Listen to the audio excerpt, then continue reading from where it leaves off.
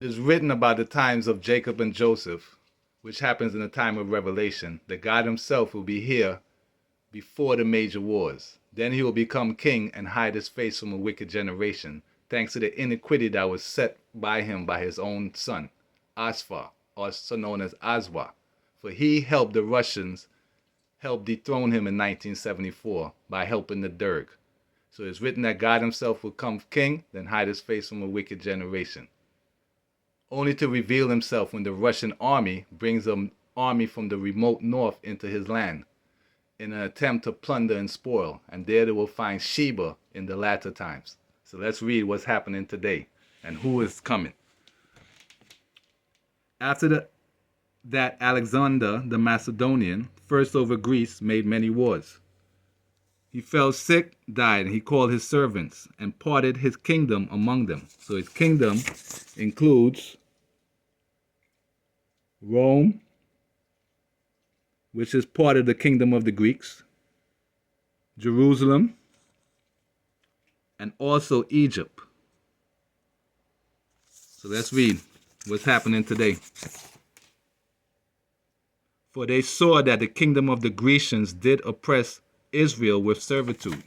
In other words, they enslaved us. So what does it say? The Romans and Jerusalem joins together. So if there come first any war upon the Romans, the people of the Jews shall help them as the time shall be appointed with all their heart. Neither shall they give anything unto them that make war upon them, weapons, money, ships. So the Romans do likewise. If war come first upon the nation of the Jews, the Romans shall help them with all their heart. Neither shall weapons, ships, or money be given to their enemies. According to these articles, did the Romans make a covenant with the people of the Jews. So what is happening today when they know a major war is about to happen in the Middle East, which is called Africa, which might bring troops into the land of Ethiopia? Let's read. The United States taking over a sovereign territory, what authority would allow you to do that? Are you talking about a permanent occupation there, redevelopment?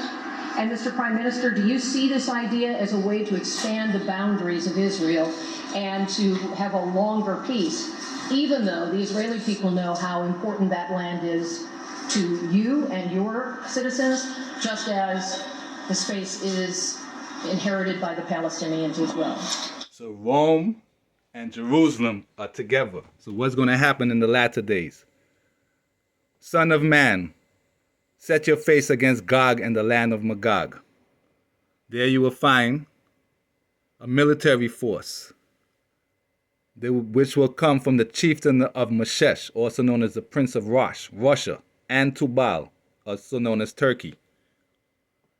So you're going to see that Persia, Iran, and Ethiopia and Libya are together because they join up with BRICS. Libya hasn't joined yet, but we all know they're going to join. And when is this going to happen? After many days, you will be given attention in the final part of the years. You will come to the land, onto the mountains of Israel, which is in Ethiopia. And there you will find Sheba. And she's going to ask you, are you here to take a big spoil and do much plundering? And you will be bound to come against my people Israel like clouds to cover the land. In the final part of the days it will occur, and I shall certainly bring you against my land, for the purpose that the nations may know me when I sanctify myself in you before the eyes of God. And it must occur that day, in the day when God comes upon the soil of Israel, is the utterance of the sovereign Lord Jehovah, that my rage will come upon into my nose. And in my ardor, the fire of my fury, I shall have to speak. Surely in that day a great quaking will occur in the soil of Israel. And I will call forth against him throughout all my mountains a region of sword, pestilence, flooding, downpour, hailstorms. And I shall certainly magnify myself and sanctify myself and make myself known before the eyes of many nations. And they will have known that I am Jehovah. So who is Jehovah? Jacob himself. These are the generations of Jacob and Joseph. Now Israel, also known as Jacob, loved Joseph more than all his children. Therefore Joseph is going to have dominion over his people, because he's going to give them a kingdom at the end of times. So that's why it says, and the Lord spoke unto Moses, saying, avenge the children of Israel, because they know a war is about to happen. So what does it say? Therefore, thus said the Lord God of Israel, behold, I am bringing such evil upon you, Jerusalem and Judah, because they have done that which was evil in my sight, and have provoked me to anger since the days their fathers came forth out of Egypt, even unto this day. In other words, they're working together. And don't forget, that entire region used to be called Ethiopia. So that's why it says, the nations will know that the house of Israel went into exile for their iniquity, because they acted treacherously against me. In other words, his own son. And I hid my face from them, so I gave them into the hand of their adversaries, and all of them shall fall by the sword. Follow Jah. Now, man, so let's see what's going on. And on the 23rd day of the 7th month, he sent the people away into their tents, glad and merry in their heart, because they were celebrating God's birthday on the 23rd of the 7th month, July 23rd, that the Lord have showed unto David him and to Solomon and unto Israel his people. So the Lord is David, who has a son named Solomon, and who becomes king. Therefore, he is Christ himself. Solomon is Christ. So let's watch what's happening and why people don't know. Like Christians only use the letters of Paul.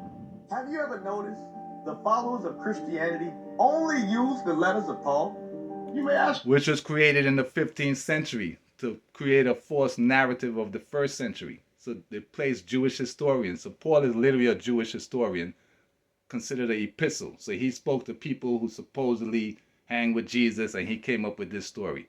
Then they also infiltrated that era with a guy named Flavius Josephus, which was also created around the 16th century. So they placed another Jewish historian in the 1st century, even though the real historians of that time, not one of them, not one anything spoke about Jesus. Why? Because he wasn't here thousands of years ago. He's supposed to be here in the end of times, known as Joshua.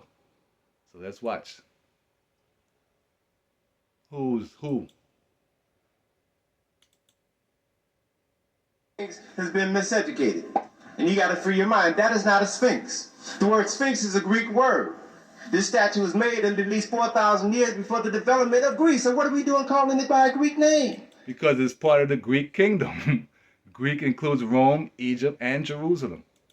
The word sphinx, if you go home and look up the word sphinx in the dictionary this evening, you'll find the word sphinx means to strangle or to hold. This image was referred to by the Africans who created it as Hermaket. It means Heru on the horizon. It is an image of Heru, the son of God.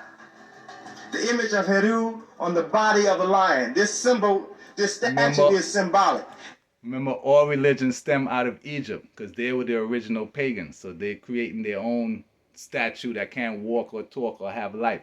Because the real Son of God is a living person, not no sculpture. So they started all of that. That's why Moses would say this.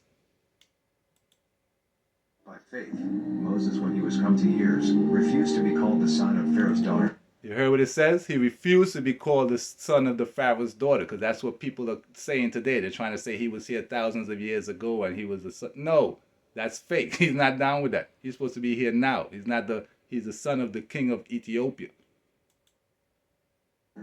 Choosing rather to suffer affliction with the people of God than to enjoy the pleasures of sin for a season. Don't forget, Joseph is one of Jacob's sons. Therefore, Joseph is Levi's brother, and Levi is Aaron. So Moses is Aaron's brother. In other words, Moses is Joseph, the son of Jacob. So let's watch what his father has to say.